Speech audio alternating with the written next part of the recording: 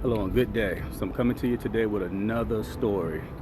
So I had a young man who reached out to me maybe about 3 months ago, and he called because he wanted to know if I did Reiki energy healing. So I explained to him that no, I don't do that, and he was telling me, yeah, that's what he was looking for. So I started explaining to him the dangers of Reiki energy healing and how people don't know, but these ancient symbols, these Japanese symbols, which are ancient, that they're getting aligned to, they're demonic. So I was telling him to stay away from that, don't get involved with it.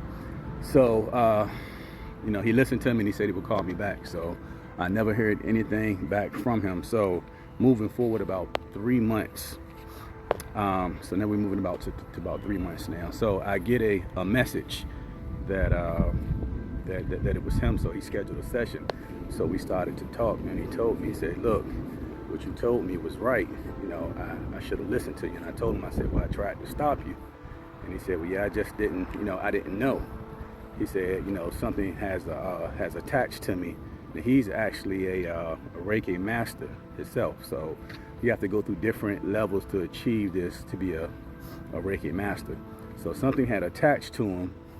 So he was going to other Reiki healers, or other masters, Reiki masters, trying to see if they could remove whatever it was that attached to him. So what he did was he just made the situation worse.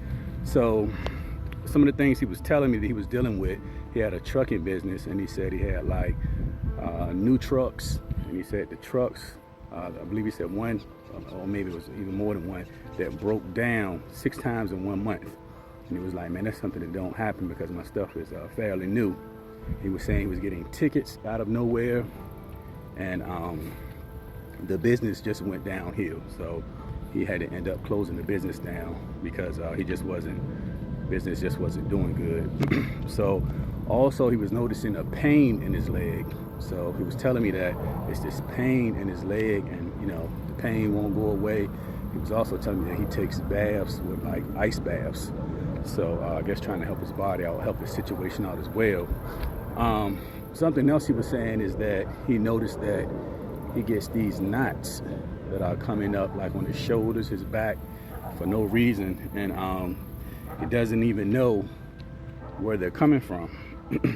So all of these were attacks from these demons. So I told him, I said, well, you have a divination spirit that entered you, and of course it entered you through this Reiki healing. And also I started seeing someone standing in front of him. I started having a vision of someone standing in front of him blowing smoke in his face, like it was some type of ritual. So I asked him, had anyone been blowing smoke on you? You've been involved in any type of rituals? So he was telling me that he went to a shaman, and they also performed something on him as well. So that opened the door for these demons to enter him. So he was dealing with divination spirits and also witchcraft spirits as well. Now, he told me that he knew exactly where this came from. So he went back to the Reiki master. He went to her, he said, because this is when I noticed that I really started feeling bad when I went to her. So he spoke with her to let her know, and of course she said it didn't come from her. But she's also getting sick, and she's not doing well in her business either. So things are starting to go downhill. So he told me, he said, the ancestors are attacking her, I guess because of what she did to me. So I had to explain to him, she didn't purposely do this. She has something that is attached to her as well.